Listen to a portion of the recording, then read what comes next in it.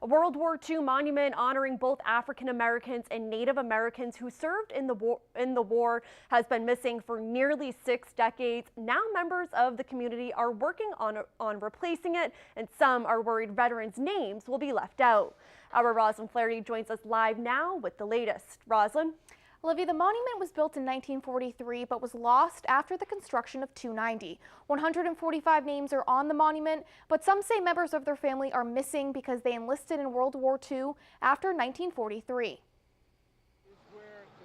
Community activist Bill Coleman has spent decades trying to locate the colored citizens of Worcester Honor Roll. The World War II monument, built in 1943, was taken down years later for the construction of Interstate 290. It was never found. In 1976, I'm working in Washington for U.S. Senator Ed Brooke at the time, and he sent me up here as an aide to meet with the city manager.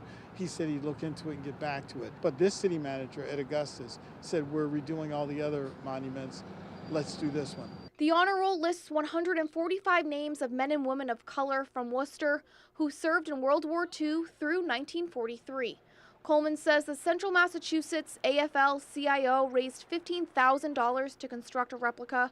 It will be placed in Lincoln Square. It means the world to those who have relatives that are on here, to those who remember. We still have a lot of people in the community who remember. But Thomas Doughton says he is not satisfied. His uncle will be on the new monument, but another uncle will not because he enlisted after 1943.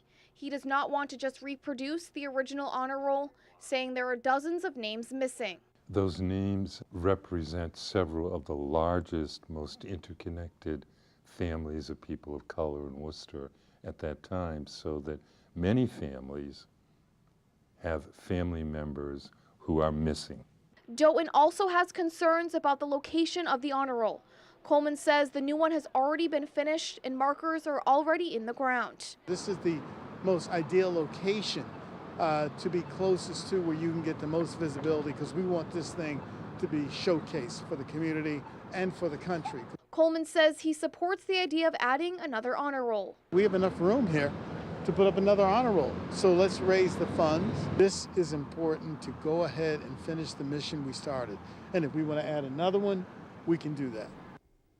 Now, students at Worcester Tech are going to weld the monument, and Coleman says it should be up by the end of this year. Olivia? Roslyn, thank you.